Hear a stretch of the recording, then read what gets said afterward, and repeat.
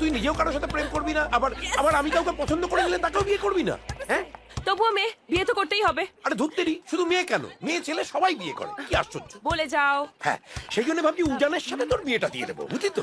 You guys carry on. ওর সাথে তোর তো সেই ছোটবেলা থেকে একটা প্রেমের সম্পর্ক রয়েছে, কি আশ্চর্য। হোয়াট রাবিশ বাবা। উজানকে আমি জাস্ট ছোটবেলা থেকে চিনি, ওর সাথে 7-8 বছর খেলেছি, দ্যাটস অল।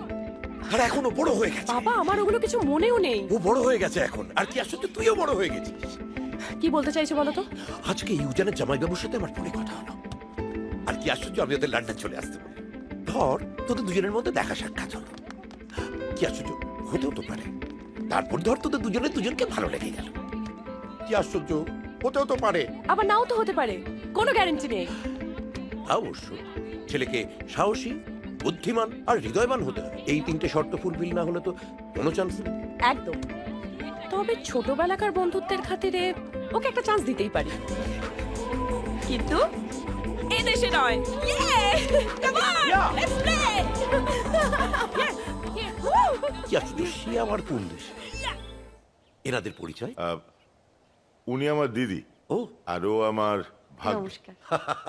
হ্যালো, নমস্কার। কি আশ্চর্য, বেড়াতে এসেছে? না না, ওরা তো এখানেই থাকে।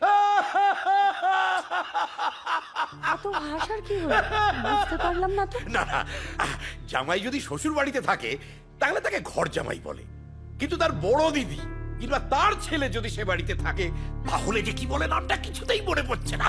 সে কি ঘর ননদ নাকি ঘর ভাগ্নে নাকি ঘর জামাই এরই আশেপাশে কি?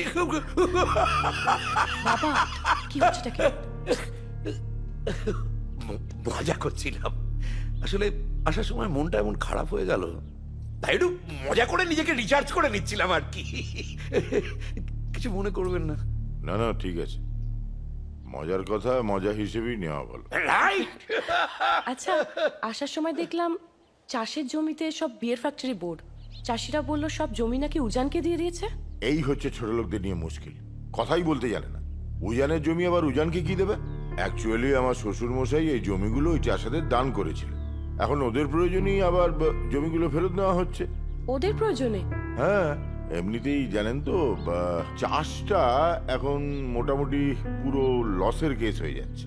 ওরা তো দুবেলা খেতেই পায় না, এখন ফ্যাক্টরিতে জমিটা দিয়ে দিলে ওরা ফ্যাক্টরিতে চাকরি পাবে, অন্তত দুবেলা দুমুঠো খেতে তো পাবে। এভাবে চাষের কাজ বন্ধ হয়ে গেলে দেশে তো আর কিছুই তৈরি হবে না। খাবারের জন্য হাত পাততে হবে ফার্স্ট ওয়ার্ল্ড কান্ট্রির কাছে, তাতে তো আরো লস।